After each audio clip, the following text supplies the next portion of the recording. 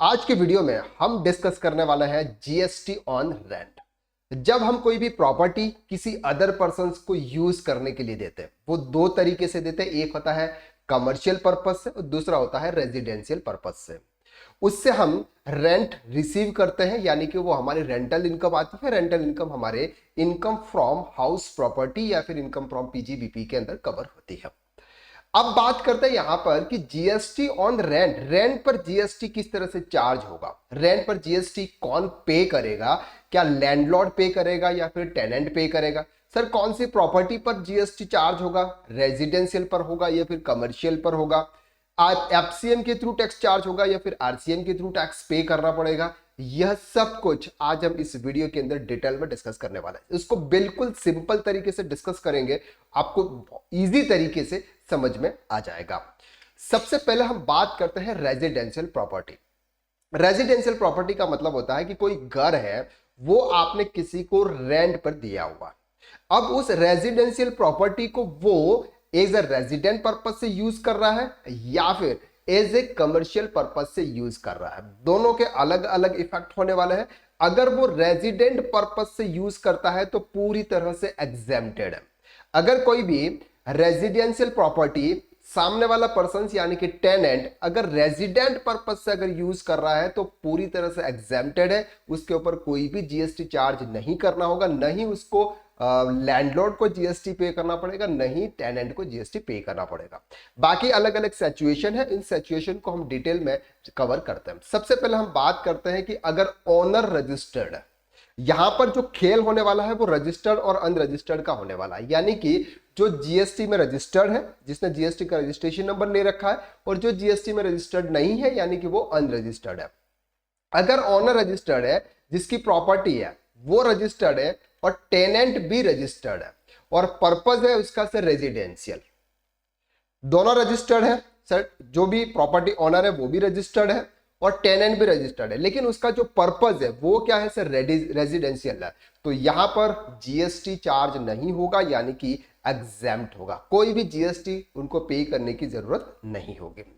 Second cases में हम देखते हैं, ओनर है वो रजिस्टर्ड है और टेनेंट भी रजिस्टर्ड है और पर्पस है यहां पर कमर्शियल का, यानी कि कोई भी सर रेजिडेंशियल प्रॉपर्टी है और उस प्रॉपर्टी में अगर आप कोई भी कमर्शियल एक्टिविटीज करते हैं, जैसे आपने कोई कैफे ओपन कर दिया, कोई ऑफिस ओपन कर दी, इस टाइप का कोई भी बिजनेस अगर वहां पर आपने रन कर रहे हैं, कोई बिजनेस अगर आप रन कर रहे हैं और वो कमर्शियल पर्पज अगर हो गया तो फिर उस पर आपको टैक्स पे करना होता है और वो जो टैक्स होता है वो आरसीएम के थ्रू पे करना होगा, यानी कि टेनेंट टैक्स पे करेगा। दोनों रजिस्टर्ड है जीएसटी में, ध्यान से समझना, ओनर भी जीएसटी में रजिस्टर्ड है और जो टेनेंट है वो भी जीएसटी में रजिस्टर्ड है, लेकिन जो टैक्स पे करेगा वो आरसीएम के थ्रू टेनेंट टैक्स पे करेगा। फर्स्ट केसेस में अगर दोनों रजिस्टर्ड है तो आरसीएम के थ्रू टैक्स पे होगा। क्लियर है। थर्ड कंडीशंस की बात करते हैं। थर्ड कंडीशंस में हम बात करते हैं, दोनों अनरजिस्टर्ड है। जब दोनों अनरजिस्टर्ड है, ओनर भी अनरजिस्टर्ड है और टेनेंट भी अनरजिस्टर्ड है, ऐसे केसेस में सर कोई भी पर्पस नहीं देखा जाता और वो पूरी तरह से एग्जाम्प्टेड है, क्योंकि कोई भी सर जीएसटी में रजिस्टर्ड नहीं है तो टैक्स कौन पे करेगा। तो अल्टीमेटली ये जो रेंटल इनकम है या फिर जो भी है वो पूरी तरह से एग्जाम्प्टेड हो जाएगा।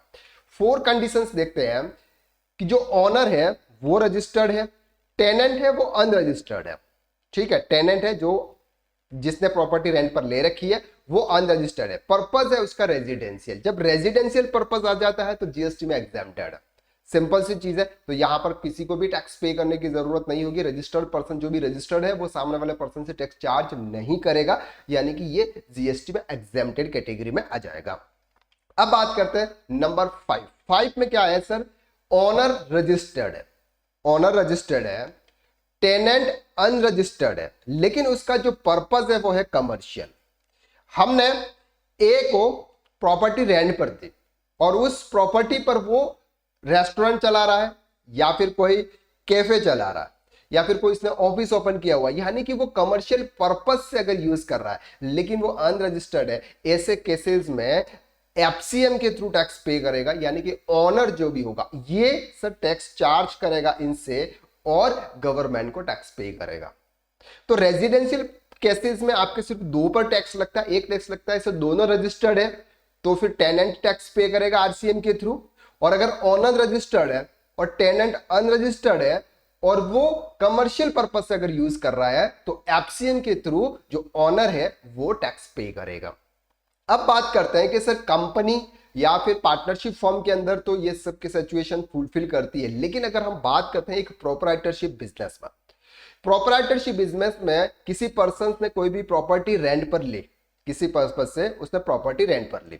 फॉर एग्जांपल हम बात करते हैं 2 BHK एक हाउस है जो उसने रेंट पर लिया। अब एक रूम में सर वो रह रहा है और दूसरे रूम में एक ऑफिस ने ओपन कर दिया। एक ऑफिस है, फॉर एग्जांपल हम टैक्स कंसल्टेंट है, हमने एक रेंट पर प्रॉपर्टी ली और रेंट प्रॉपर्टी में एक रूम में हम रह रहे हैं, एक रूम में हमने ऑफिस ओपन कर दिया, वहां से हम सर्विस प्रोवाइड कर रहे हैं, हम जीएसटी इनकम टैक्स का काम कर रहे हैं वहां पे। या फिर हम ये बात कर रहे हैं हमने एक एजुकेशन इंस्टीट्यूट है हमारा, हम वहां से क्लास रिकॉर्ड कर रहे हैं, स्टूडेंट को वहां से पढ़ा रहे हैं।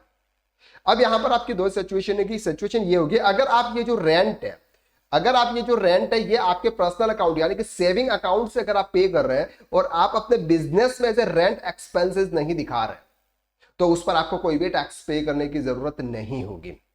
लेकिन अगर आप टैक्स रेंट पे कर रहे हो और अगर आप उसको बिजनेस में शो कर रहे हैं, बिजनेस अकाउंट से पे कर रहे हैं, करंट अकाउंट से पे कर रहे हैं और अपने बिजनेस में उसका डिडक्शन ले रहे हैं कि मैंने रेंट पे किया, बिजनेस का रेंट पे किया, तो ऐसे केसेस में आपको टैक्स पे करना पड़ेगा 18% के हिसाब से, वो कमर्शियल पर्पज से आ जाएगा। तो ये चीज सिर्फ और सिर्फ कहां पे होने वाली है, सिर्फ प्रोप्राइटरशिप केस में ही होने वाली है। बाकी सब दोनों केस में कंपनी या पार्टनरशिप में तो वो सर कमर्शियल पर्पज ही यूज माना जाता। क्लियर है। अब बात करते हैं सर हम कमर्शियल प्रॉपर्टी की। जब डिपार्टमेंट जो रेजिडेंशियल प्रॉपर्टी है उसको नहीं छोड़ रहा है तो कमर्शियल प्रॉपर्टी को टैक्स कैसे छोड़ेगा, यानी कि वो उस पर टैक्स कैसे चार्ज नहीं करेगा। अल्टीमेटली सर कमर्शियल प्रॉपर्टी पर टैक्स लगता है, लेकिन कैसे लगेगा, कौन पे करेगा, वो हम देखते हैं। सबसे पहले बात करते हैं ओनर रजिस्टर्ड है। कौन है सर, ओनर रजिस्टर्ड है। टेनेंट अनरजिस्टर्ड है। पर्पज क्या है सर, कमर्शियल। पर्पज क्या है सर, कमर्शियल प्रॉपर्टी है तो कमर्शियल प्रॉपर्टी में कोई रहेगा थोड़ी, वो अल्टीमेटली कमर्शियल पर्पज से ही यूज किया जाएगा। तो यहां पर एफसीएम के थ्रू टैक्स पे करना पड़ेगा, यानी कि ये ओनर है वो टैक्स पे करेगा। कैसे केसेस में, अगर कोई भी कमर्शियल प्रॉपर्टी अगर किसी पर्पस को पर्सन को रेंट पर दी और ओनर अगर रजिस्टर्ड है तो ऐसे केसेस में सर एफसीएम के थ्रू टैक्स चार्ज होगा, ओनर टैक्स पे करेगा। दूसरे केसेस में बात कर रहे हैं दोनों अनरजिस्टर्ड है। जब दोनों अनरजिस्टर्ड है, चाहे वो कमर्शियल प्रॉपर्टी है, फिर भी एग्जाम्प्टेड कैटेगरी में आ जाएगी।